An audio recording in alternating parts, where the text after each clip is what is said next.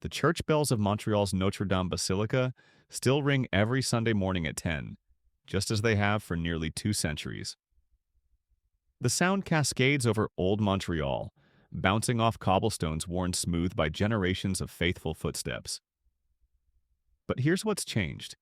On a typical Sunday in 2024, fewer than 300 people will walk through those massive bronze doors.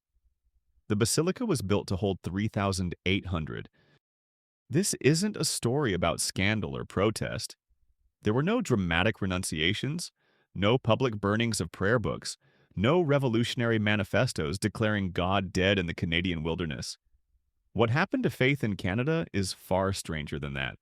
It simply evaporated.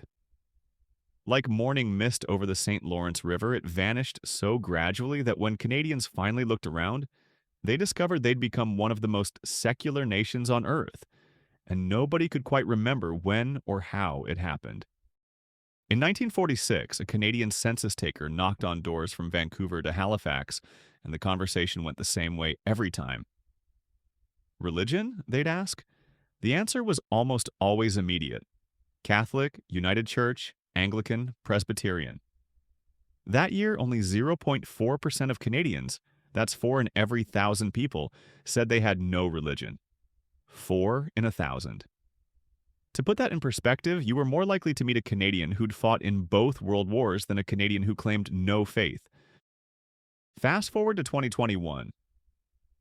That same census question gets a very different answer. 12 million Canadians, 34.6% of the population, now check no religion.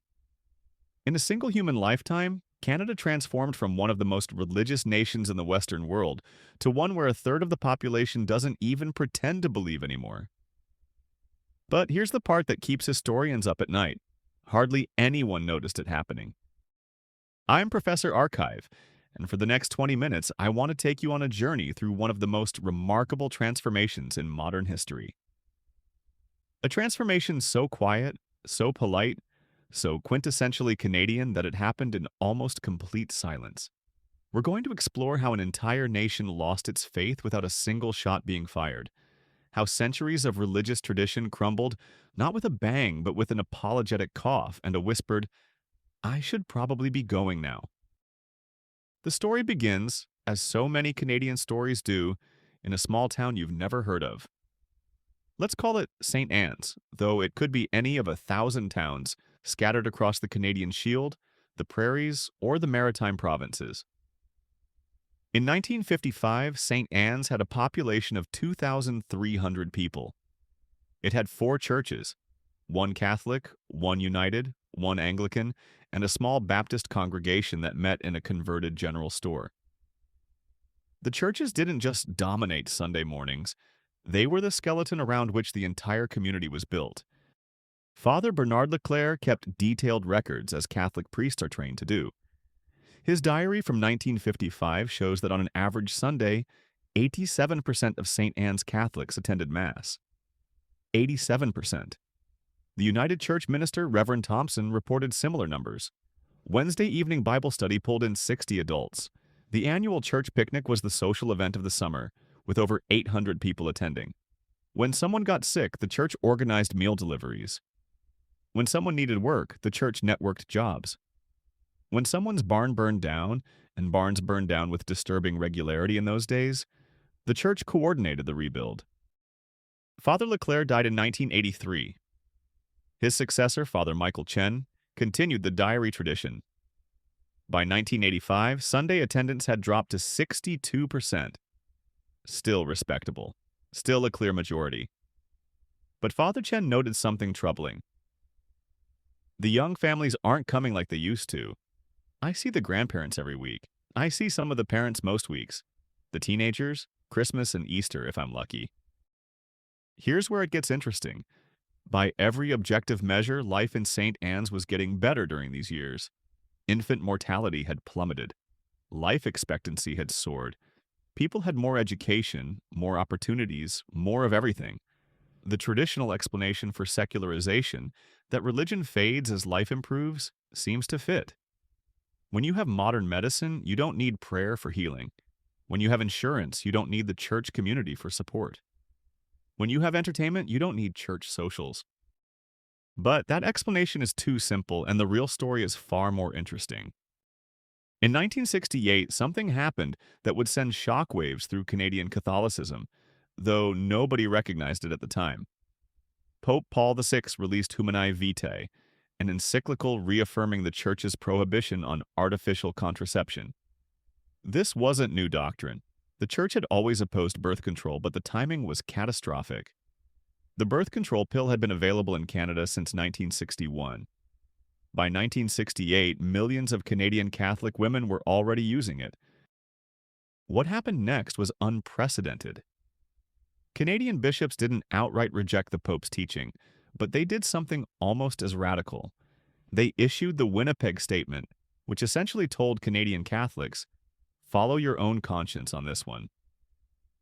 It was the ecclesiastical equivalent of a parent saying, "I'm not mad, just disappointed," and then walking away. The pill changed everything, but not in the way you might think. Yes, it separated sex from procreation. Yes, it gave women unprecedented control over their fertility. But the real revolution was epistemological. For the first time, millions of ordinary Catholics were forced to choose between what the Church taught and what they believed was right. And they chose themselves. Once you make that choice on one issue, you've crossed a threshold. If the Church is wrong about this, what else might they be wrong about? This wasn't a dramatic break. There were no protests outside Canadian cathedrals. No one burned their rosaries. Canadian Catholics simply kept taking communion while using birth control. They developed what one sociologist called selective Catholicism, picking and choosing which teachings to follow based on personal judgment rather than clerical authority. By the way, where are you watching this from, and what time is it there? Drop a comment below. I'm genuinely curious about how this Canadian story resonates in different parts of the world. And if you're a regular viewer who appreciates these deep dives into forgotten history, consider sending a super thanks. It genuinely helps us research and produce these documentaries, but no pressure. Your view means the world regardless. The 1970s brought another seismic shift, this one uniquely Canadian.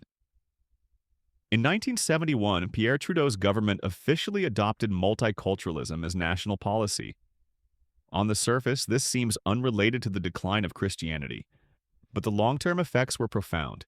For generations, being Canadian had meant being either Catholic or Protestant. These weren't just religious identities, they were cultural and political ones.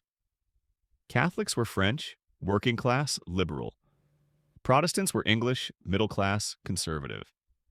This wasn't universal, but it was common enough to structure Canadian society. Multiculturalism shattered this binary. Suddenly, being Canadian meant embracing diversity, celebrating difference, and treating all cultural traditions as equally valid. This was wonderful for social cohesion and terrible for religious authority. If all traditions are equally valid, then no tradition can claim unique truth. Christianity went from being the default Canadian identity to being one option among many, and in many social circles, an increasingly unfashionable one. Here's a statistic that illustrates the shift. In 1971, 89% of Canadians identified as Christian. By 2021, that number had dropped to 53.3%. But the really telling number is this. Among Canadians under 35, only 42% identify as Christian. The generational gap is staggering. Canadian Christianity isn't just declining, it's aging out. But we still haven't reached the heart of the mystery. Secularization has happened across the Western world. The United States has seen similar trends. European countries have emptied their churches. What makes Canada unique isn't that faith declined, it's the utter silence with which it happened. Consider the Quiet Revolution in Quebec, which began in the early 1960s. This should have been the dramatic breaking point, the moment when Canadian Catholicism died screaming. For 3 centuries, Quebec had been the most Catholic place in North America. The Catholic Church didn't just influence Quebec society, it essentially ran it. The Church controlled education, healthcare, social services, and much of the economy. Priests weren't just spiritual leaders, they were the most powerful figures in Quebec life. In 1960, 88% of Quebecois attended Mass weekly. Churches were packed, convents and seminaries were full. Quebec had the highest birth rate in the industrialized world, the famous Revenge of the Cradle, where French Canadians responded to British dominance by outbreeding them. Then, in the span of a single decade, it all collapsed. By 1970, weekly Mass attendance had plummeted to 30%. The birth rate crashed. Young people abandoned religious vocations in droves. In 1965, Quebec had over 50,000 nuns.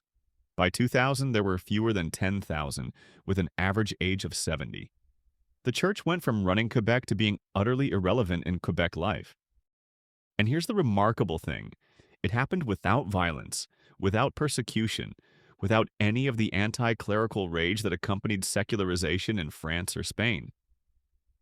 Quebecois didn't storm the churches or guillotine priests. They just stopped going. They stopped believing. When asked why, they shrugged. It wasn't relevant anymore. It didn't speak to modern life. I just grew out of it. This polite, quiet abandonment became the Canadian pattern. A researcher named Reginald Bibby has been surveying Canadian religious attitudes since 1975, and his findings are fascinating. He asks questions like, do you believe in God? Do you pray? Do you believe in life after death? What's striking isn't just that belief has declined, it's that most Canadians who've stopped believing don't seem particularly bothered by it.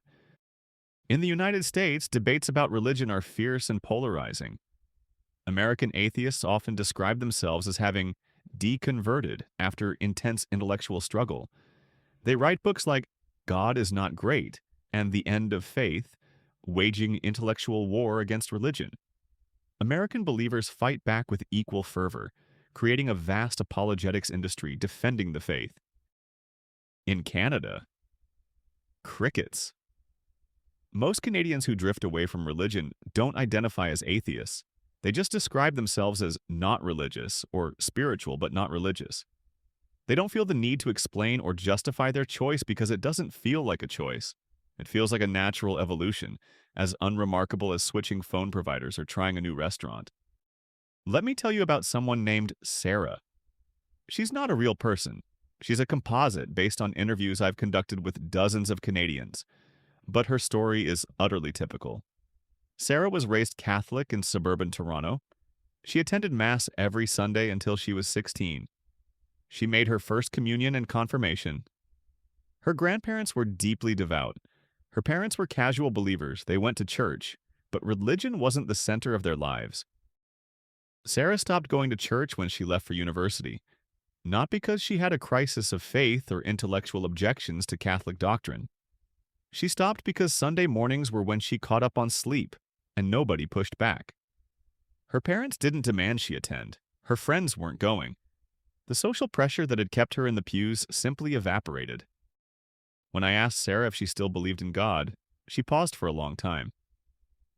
"I don't know," she finally said. "I don't think about it much. Maybe. It doesn't really come up." She's now 32, married with a young daughter.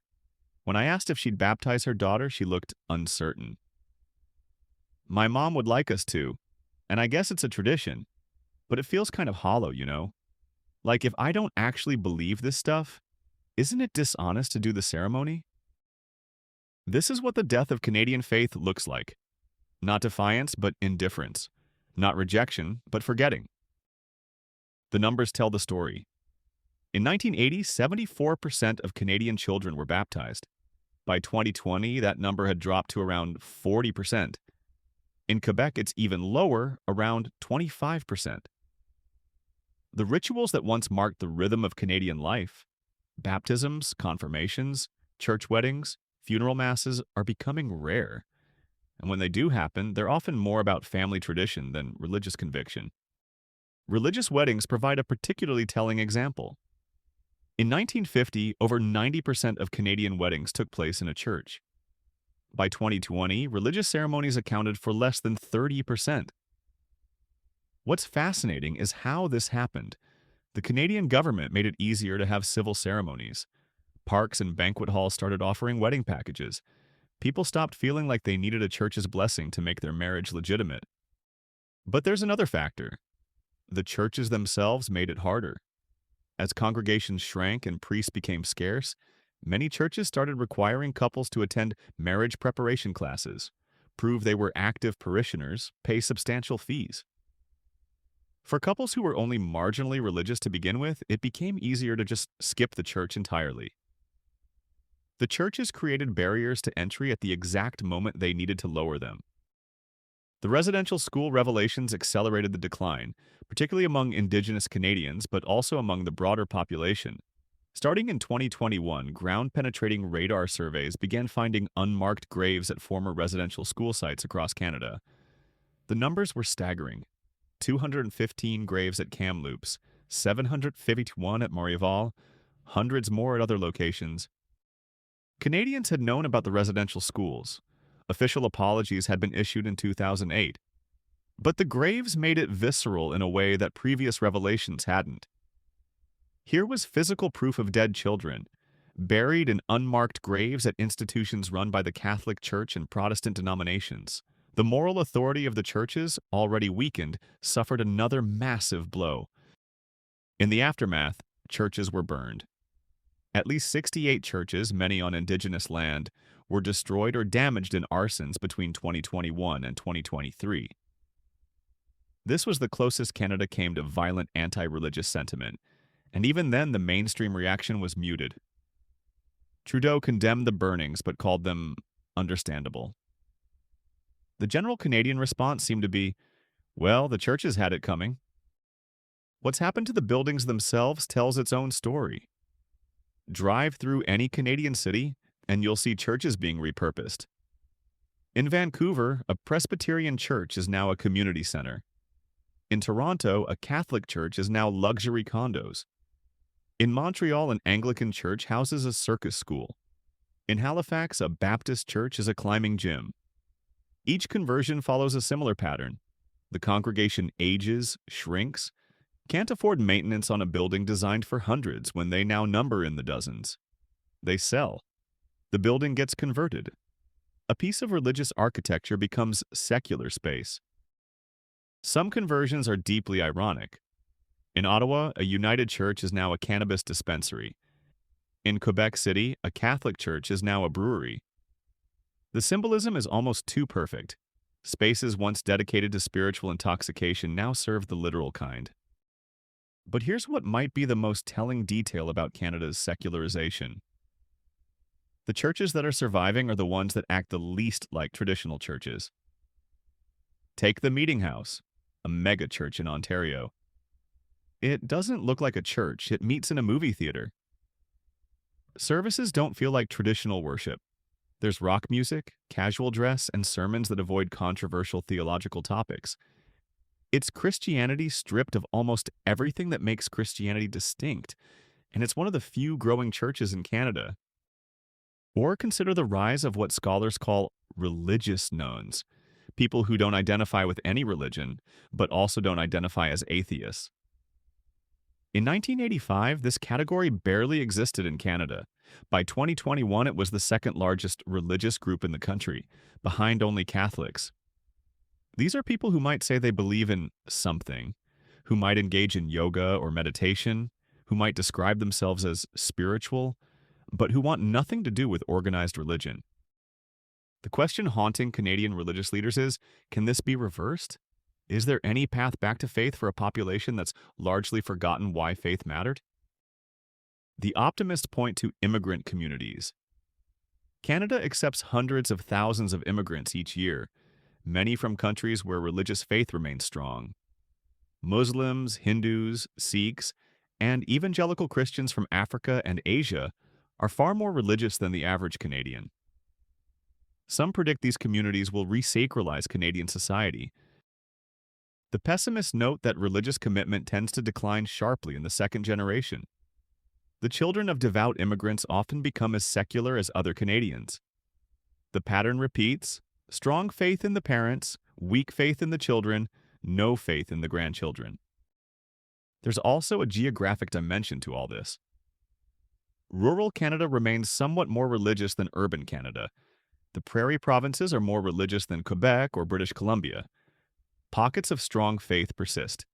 Filipino Catholics in Winnipeg, Korean Protestants in Toronto, Catholic strongholds in rural Alberta.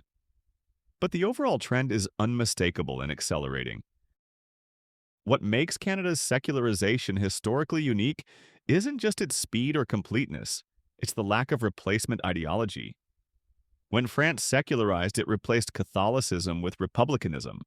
When the Soviet Union rejected religion, it offered communism.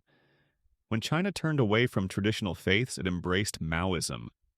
These were totalizing ideologies that promised meaning, community, and purpose. Everything religion had provided. Canada replaced Christianity with nothing in particular.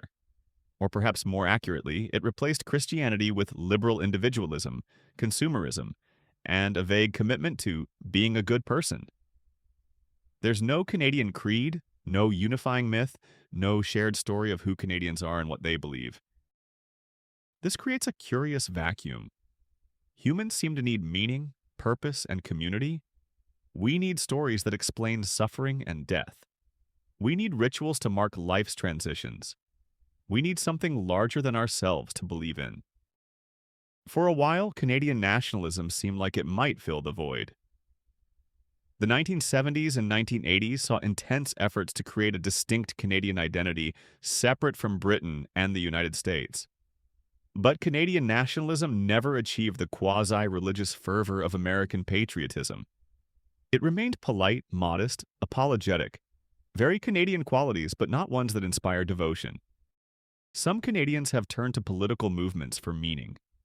Environmental activism, social justice causes, Indigenous rights. These provide some Canadians with the moral clarity and sense of purpose that religion once offered. But these are minority commitments, not society-wide faiths. Most Canadians seem content with the vacuum. They work, they consume, they entertain themselves. They find meaning in family, friends, careers, hobbies. They don't seem to miss religion because they never knew what it was like when religion genuinely mattered. And here we arrive at the deepest mystery of Canadian secularization. Did faith die or was it already dead? There's a theory, controversial but compelling, that suggests the churches were empty long before the pews emptied. That most Canadians in the 1950s didn't truly believe, they just conformed. They went to church because everyone went to church, because it was socially expected, because it would be weird not to. Their faith was social, not spiritual. It was a performance, not a conviction. If this theory is correct, then nothing really died in the last 70 years. Canadians just stopped pretending. The social pressure that had sustained church-going collapsed, and without that pressure, people revealed their true lack of belief. This is a bleak interpretation, but it's supported by some evidence. When researchers survey Canadians about what they actually believe, the results are startling. Even among people who identify as Christian, substantial percentages don't believe in core Christian doctrines. A 2015 survey found that 30% of Canadian Catholics don't believe in the resurrection of Jesus. 30%. If you don't believe Jesus rose from the dead, in what sense are you actually Christian? The charitable interpretation is that people maintain religious identity even as belief fades because the identity still means something to them. The less charitable interpretation is that most Canadian Christians never really believed in the first place. They inherited a label and kept it out of habit.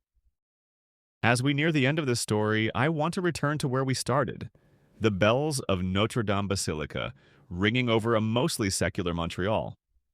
Those bells still ring because the basilica is now primarily a tourist attraction. It makes money not from the faithful, but from visitors who pay $20 to gawk at the architecture and take selfies in front of the altar.